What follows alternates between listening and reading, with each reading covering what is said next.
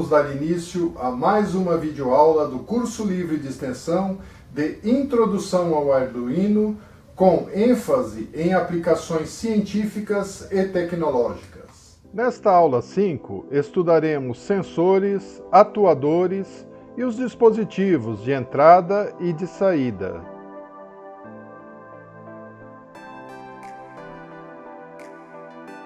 Como humanos, nós percebemos o mundo por meio de nossos sentidos. Nós podemos ver, sentir e pegar um objeto, como um martelo. Podemos sentir o cheiro do fogo de longe. Podemos provar se uma fruta está madura. Ouvimos um carro chegando e sentimos quando está frio ou quente.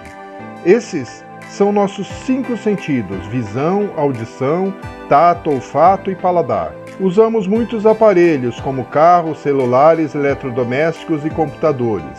Esses equipamentos também têm sentidos, que nós chamamos de sensores, tais como sensores de temperatura, sensores de pressão e sensores de luz. É assim que uma porta automática detecta sua presença e abre para você passar. Várias outras automações são possíveis graças às informações que damos o nome de sinais provenientes dos sensores, que um telefone celular e silencia-se automaticamente, um carro que ajuda você a procurar um estacionamento grande o suficiente.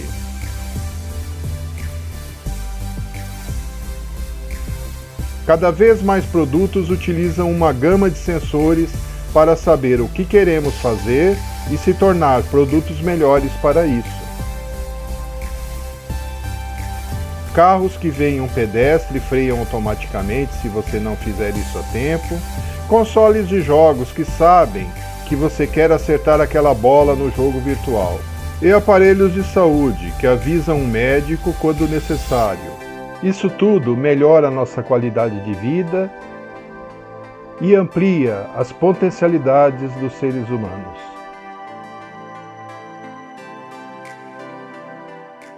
Sensores de vários tipos nos ajudam em tudo o que fazemos e consumimos. Sensores de proximidade indutivos são usados em elevadores, por exemplo.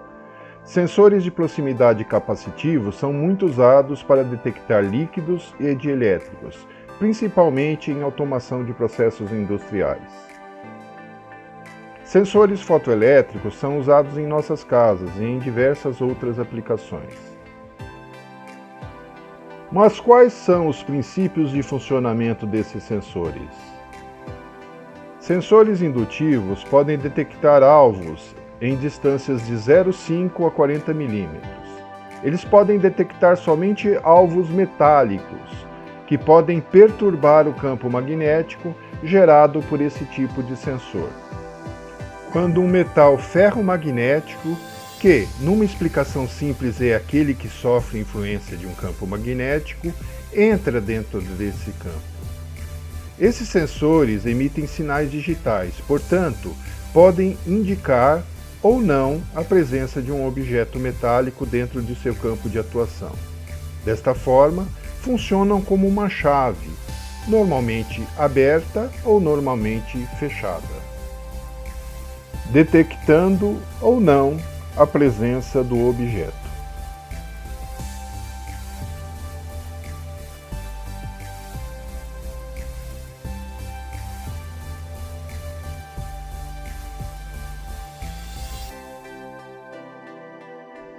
Sensores de proximidade capacitivos podem detectar objetos dielétricos, não condutores, como por exemplo, vidros, plásticos, líquidos, madeiras e alimentos em grãos. Seu alcance normalmente varia de 3 a 15 milímetros, dependendo do sensor e dos materiais a serem detectados. Esses materiais alteram a capacitância, que é uma propriedade elétrica que não estudaremos aprofundadamente neste curso introdutório.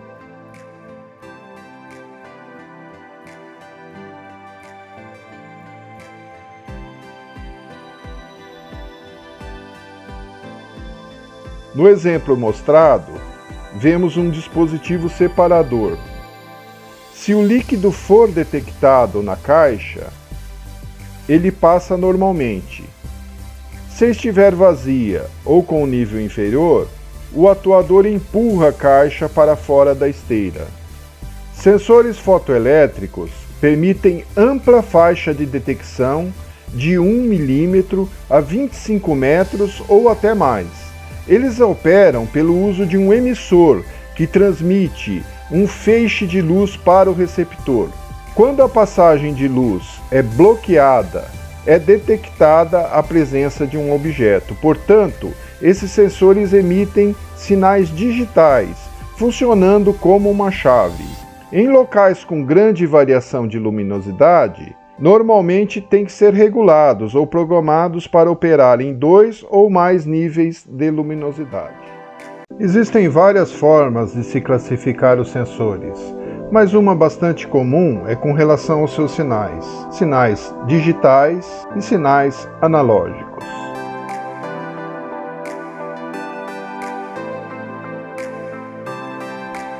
Os sinais digitais nos retornam 2 valores, 0, 1, ou 2 estados, ligados ou desligados, por exemplo.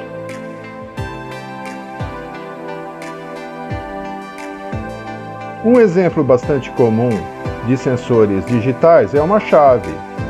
Ela pode estar ligada ou desligada. Em automação, são usados para isso sensores, por exemplo, chamados fim de curso, que nada mais são do que chaves dotadas de um atuador ou de um rolete que interage com o sistema mecânico no qual estão inseridos, permitindo identificar a presença ou não de uma peça ou de um componente da máquina. Os sensores analógicos nos permitem a leitura de valores, por exemplo, o marcador de combustível dos automóveis. Os carros antigos não dispunham desse tipo de sensores, de marcadores. Por isso era comum pararem por pane seca. Hoje em dia, todos os automóveis dispõem de marcador de combustível, que permite uma parada programada para reabastecimento.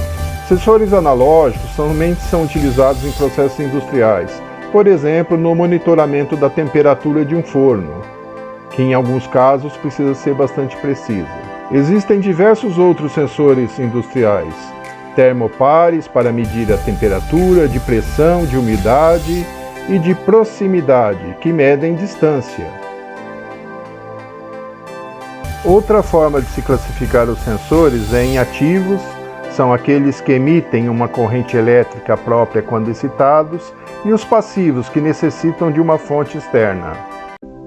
Outro sensor muito utilizado é o de efeito Hall, que se baseia na identificação de um campo magnético.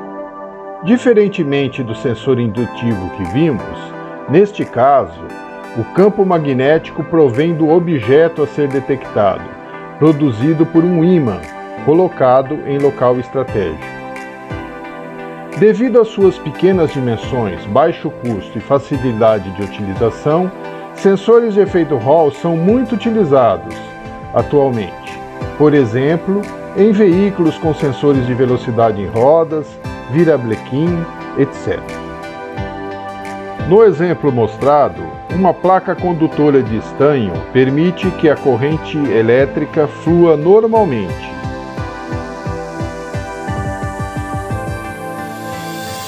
Quando algum campo magnético se torna presente, o fluxo é perturbado por uma força chamada de Lorentz, fazendo com que os elétrons desviem para um dos lados da placa. Se colocarmos um medidor agora entre esses dois lados, poderá-se observar alguma tensão mensurável. Edwin Hall descobriu esse efeito em 1879. Todos os sensores magnéticos fornecem tensões muito baixas, de apenas alguns microvolts por Gauss de campo magnético. Portanto, esses dispositivos geralmente são fabricados com amplificadores embutidos de alto ganho. Existem 2 tipos de sensores de efeito Hall, um fornecendo sinais analógicos e outro digitais. Os sensores analógicos possuem um regulador de tensão e um amplificador, conforme mostrado no esquema do circuito. Esses sensores permitem a medição de distâncias. Já o sensor de saída digital fornece apenas sinais em estados ligados ou desligados, identificando ou não a presença do campo magnético.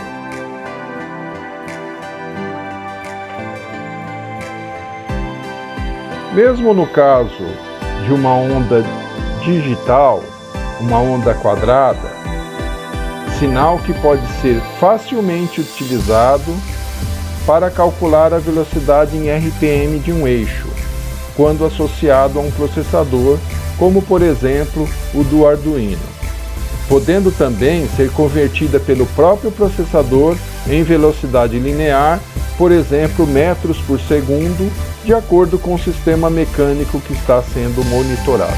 Neste exemplo, a velocidade da roda está sendo medida, dado cada vez que um dente passa perto do sensor, mudando o campo magnético.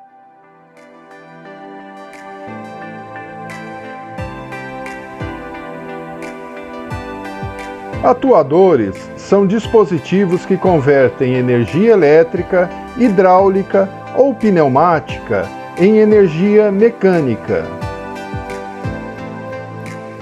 Entre os mais comuns estão os motores elétricos, amplamente utilizado em automações, em máquinas e em eletrodomésticos que usamos no nosso dia a dia. Os motores elétricos são divididos em vários tipos e categorias. Temos, por exemplo, os motores corrente alternada de indução, que podem ser os monofásicos ou trifásicos. Temos os motores corrente contínua. Outro motor bastante utilizado em automação são os motores de passo. Temos também os servomotores.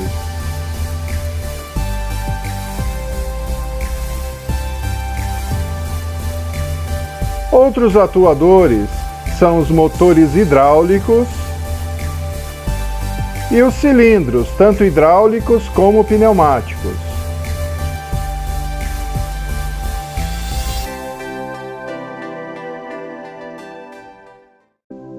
Dispositivos de entrada e saída, como o monitor do seu computador, um mouse ou uma impressora, servem para se comunicar com esses sistemas, ou seja, enviar e receber dados. São dispositivos de entrada, por exemplo, o microfone.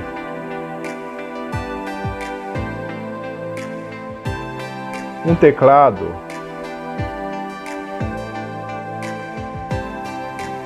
O mouse.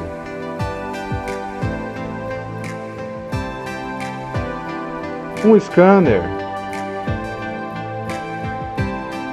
Uma câmera,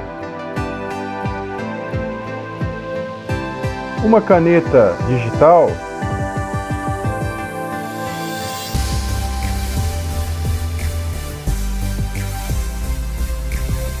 e um leitor de código de barras, por exemplo. Entre os dispositivos de saída com os quais recebemos dados, temos o monitor, uma impressora,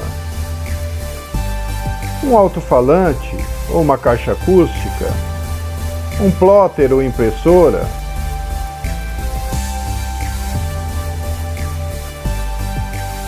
um fax,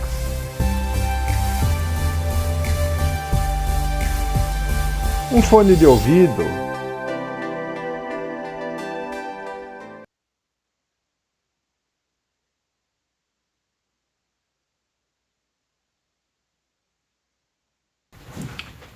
na montagem que faremos hoje, utilizaremos um multímetro, muito parecido com o da última aula, só que utilizarei essas pontas aqui, que são garras tipo jacaré.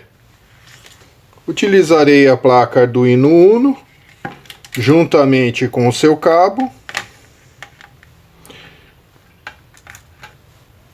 o LED que utilizamos na última montagem, o resistor que utilizamos na última montagem, 220 ohms, 5 jumpers ou cabinhos, né, que é macho-macho, a nossa placa protoboard, é um pouquinho maior que aquela que está indicada, e um potenciômetro de 100K. Potenciômetro, ele é uma resistência variável. No caso, esse daqui varia o teórico de 0 a 100K. E aí nós vamos fazer uma medição com ele. Na aula prática de hoje, utilizarei um multímetro. É um modelo um pouco mais completo do que aquele que estudamos na última aula. E eu coloquei algumas pontas nele para facilitar as medições. São pontas jacaré, garras jacaré. Para facilitar, para a gente não ter que ficar segurando a ponta de teste no componente quando fizermos alguma medição. Vou utilizar também um potenciômetro de 100K. Esse 100K indica que ele possui um valor de 100 kΩ. Potenciômetro, ele permite variar a resistência de 0 até o valor nominal dele, no caso, 100 kΩ. Temos aqui o multímetro conectado ao potenciômetro e eu posso variar a resistência de 0 até o valor máximo. No caso, 82,4 kΩ, que é um valor máximo que foi atingido aqui por causa de limitações. Resistência interna do próprio multímetro, que ela só é compensada no meio de faixa, e também pela tolerância do potenciômetro em si. Com isso, poderemos simular sinais analógicos, como se fosse um sensor que emitisse sinais analógicos. Então, construí aqui uma montagem. Por enquanto, a placa Arduino só está alimentada pela USB do computador.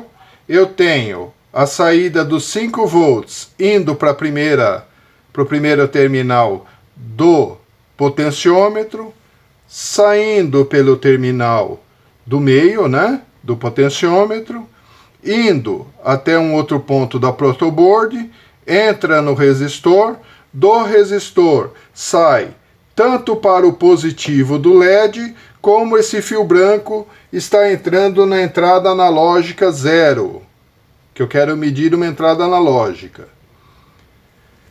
O GND do Arduino, o ground, a referência, está ligado aqui no negativo, que é onde está outra perna do LED, e eu estou coletando a tensão, multímetro colocado em tensão em 20 volts. Então estou medindo quanto está saindo de tensão e indo até a placa analógica, a entrada analógica da placa Arduino. E estou medindo essa tensão no multímetro ao mesmo tempo. O resistor e o LED, essa associação, é para cair a tensão, derrubar a tensão, de forma que eu vou ter uma variação, a variação da tensão resultante é o que vai me entrar na placa, na entrada analógica do Arduino. Notem, aqui eu estou em 5 volts, eu estou na resistência máxima que nós medimos, lembra-se, 87,5, em torno de 87,5 kΩ. Vou reduzindo, vejam que vai aumentando a tensão e vai chegar um ponto em que o LED vai acender. Aqui já começa a acender o LED em 1,8 volts e aí eu tenho 1,96 volts em cima do LED, que é a mesma tensão que eu vou capturar na entrada analógica do Arduino. Para a nossa simulação eu construí esse pequeno programa aqui em Arduino. Então, está todo comentado, eu vou disponibilizar. Então, traduzindo aqui o programa. Primeiro eu entro int valor igual a 0, eu estou configurando o pino analógico que o valor da tensão entra, que será lido, E aí declaro uma nova função, int valor de tensão igual a 0, que recebe esse valor aqui, recebe o valor de 0, usado para ler o valor da tensão em tempo real. Aí eu tenho a função setup, eu só configuro aqui a velocidade de transmissão de dados para o monitor serial Essa velocidade de transmissão de dados é importante para ser compatível ao monitor serial. Monitor serial é um recurso existente no Arduino para interface homem-máquina. Aí eu venho aqui para a função principal, é uma função loop, que vai ser repetida enquanto tiver energizado a placa Arduino. Aí eu tenho lendo o valor da tensão, então int valor tensão é igual analog read. Então, analog está sendo o pino analógico que está usando para leitura, para entrada, e a constante aqui é o valor que eu declarei aqui no pino 0. E exibindo o valor na tela do monitor serial. Então, o serial printing é uma função para mandar o valor para a tela do computador. E dá um delay de 2000, ou seja, 2000 milissegundos ou 2 segundos, e repete tudo de novo. Então, eu vou ter uma linha a cada 2 segundos. Uma linha de leitura, a leitura vai ser feita a cada 2 segundos. Então eu carrego o programa para a placa Arduino, carregado, venho em ferramentas, monitor serial e começo a ler os valores. A cada 2 segundos ele me remete um valor. Esse é o valor lido para menor tensão. Vou aumentar a tensão aqui no potenciômetro. Então eu tenho ali marcando no multímetro 1,7 volts. Esse valor lido não é a tensão. Esse valor lido é um valor que está sendo adequado à entrada analógica do Arduino, que trabalha com 8 bits. 8 bits, eu sempre vou ter uma leitura aqui dos sensores de tudo que eu conectar de 0 até 1023. É uma leitura, um número de 0 até 1023. Para comprovar isso, eu vou desligar aqui e vou ligar direto na leitura do 5 volts na entrada analógica. Notem que o valor vai aumentar bastante. Deve ir até quase o limite. Vejam, 1023. Foi até o limite da leitura. Então a leitura integral, ou seja, entre o 0 do ground e os 5 volts, me dá 1023 de leitura. Voltando à ligação original, eu tenho aqui o valor indicado de 533. Para calcular dentro do programa Arduino, na semana que vem eu darei o resultado, é um desafio da nossa aula, fazer uma escala de leitura. Mas não se preocupem, vocês não terão que comprar um multímetro. Eu farei a leitura para vocês e vamos ler aqui no monitor e fazer uma escala de conversão, para a gente começar a trabalhar com valores. Então, retornando à montagem original, vamos fazer uma escala de calibração dos valores.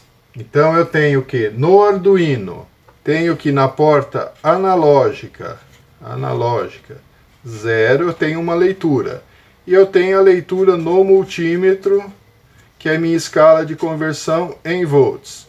Então, 1,70 me acusa uma leitura no serial monitor de em torno de 348. Aumentando aqui para 1,75. 1,75. A minha escala de leitura está 357.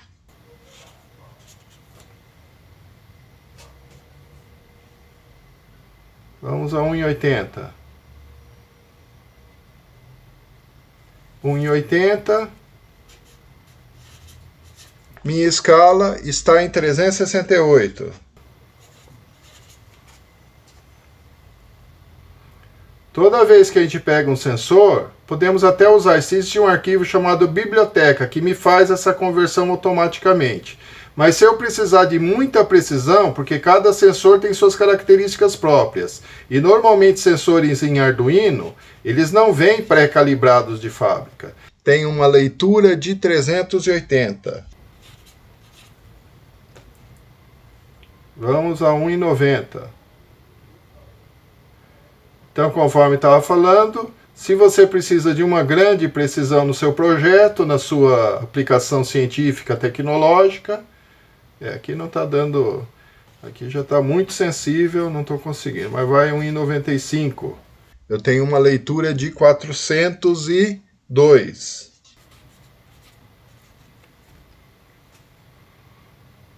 Indo até 1,96 é o máximo. Eu vou a 403. Para conseguir um resultado melhor com relação à equação de conversão, vou fazer o seguinte. Vou pegar o que eu tinha aqui, os 5 volts, só para eu medir aqui, eu vou aferir aqui na ponta, né? 5 volts. Então eu tenho aqui vai ser meu monitoramento. Aqui eu vou entrar na entrada analógica. Então aqui eu estou passando 5 volts direto para a entrada analógica. Entrada analógica 0, que está programada. E aqui eu vou fazer a leitura. Então desativei lá. Isso daqui é o meu, deve dar em torno de 5 volts. Vamos medir. Isso, 5,1 volts. E eu completo minha escala, olha só. 5,01 equivale a uma leitura de 1023. É o fundo de escala lá do Arduino. 1023 é o fundo de escala, que meus 8 bits me dá de 0 a 1023, 1024 leituras. Não vamos aqui aprofundar, isso aqui trata-se de eletrônica digital, né? E da mesma forma, para conseguir um valor mais adequado, aqui eu pego e ligo, conecto no 3,3, que eu tenho uma porta aqui de saída de alimentação 3,3, tá aqui, ó, 3,3, é a quarta porta aqui, ó. 3,3 ali, ó, 3,28. Eu completo a minha escala por uma precisão maior. 3,28. Aí, isso daqui me dá uma leitura de 671. Ok, fizemos isso daqui. Posso converter agora automaticamente pelo meu programa para o monitor serial em volts. Como eu faço isso?